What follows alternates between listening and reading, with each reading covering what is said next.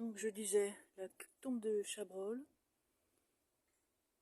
et à côté, la tombe de Mano Solo. Et plus loin, on va trouver Desproges, la tombe de Desproges. Oh là, oh là, oh là, mon truc il a mal au cœur. La tombe de Desproges qui est à l'abandon, mais d'après Claude, c'est selon sa volonté, donc on ne peut pas en dire grand-chose.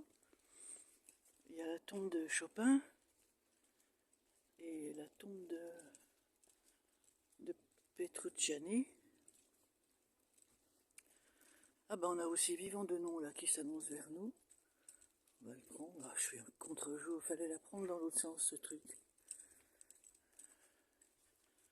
Je vais pas prendre les gens en photo. Donc voilà, Vivant de Nom. Voilà, il est vivant que de nom, hein, parce que là plutôt que... Bon bref. Et... pouette pouette. Donc ici... Merde, j'ai loupé... Ah non.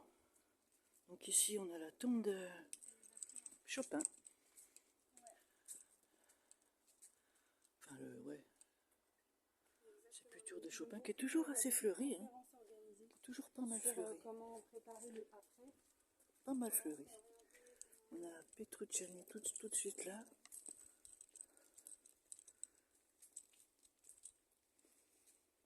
Michel Petrucciani, qui avait la maladie des os de verre, qui est mort très jeune, hein, je sais plus, 36 ans je crois, je sais plus trop. Et en face, on a la tombe de Desproges. Je sais pas si on voit bien. Donc Pierre et Hélène Desproges. Vous voyez un peu l'état. Donc ce sont ces cendres, hein, que ces cendres qui sont là. Et selon sa volonté, comme dit Claude, il voulait que des herbes folles, des machins, des pas de fleurs, pas de machins, bon. Donc manifestement sa volonté est respectée.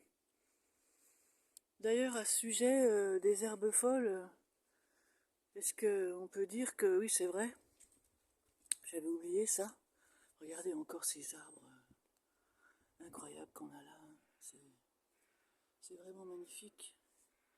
Et donc depuis qu'on a arrêté, depuis quelques années on a arrêté les pesticides ici, et du coup tout va mieux, tout va beaucoup mieux. On a des tas d'herbes, il y a de l'herbe qui pousse, quoi, hein, ça fait de mal à personne. Hein. Alors il y en a qui pourraient trouver que c'est le bordel, hein, qu'il y a des mauvaises herbes, et gna gna gna. Ouais, moi je trouve pas, moi je trouve ça charmant. C'est très bien. C'est très très bien. Je suis un peu larguée, mais ça, c'est normal. Je vais redescendre par là, et puis... Qui c'est non ça déjà, je me rappelle plus. Ah, je sais plus, puis on peut plus lire. Hein.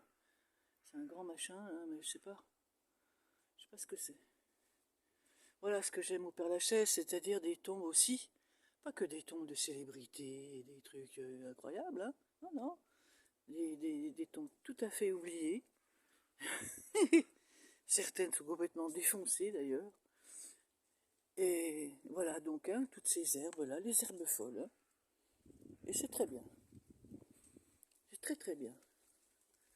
Moi j'aime beaucoup. J'aime beaucoup ça. Ah, j'ai pas retrouvé la petite statue de l'autre jour, tiens. J'ai pas retrouvé ça. Regarde ça. Regardez ça un peu. Comme c'est envahi par la végétation. Ben, il y a encore pas si longtemps, quelques années, ça aurait pas été possible. Hein. Voilà. Je sais pas qu'est-ce que c'est que ce truc. Mais bref, pour dire. Là, il y a un gars qui a un gisant, là. Bonjour, monsieur. Pas l'air d'aller trop bien. Pétrifié, le gars. Bon, bah écoutez. Là, je vais retourner. Où c'est que je vais retourner? J'ai dit, mais je me rappelle plus déjà. Ah oui, je vais aller au columbarium. Mais il faut que je prenne des forces parce que c'est haut. Il faut que je monte. Et voilà. Là, voilà, je vous avais une petite idée. Et toujours pareil, hein. Voilà, hein. C'est ce qu'on peut trouver comme végétation à cette saison.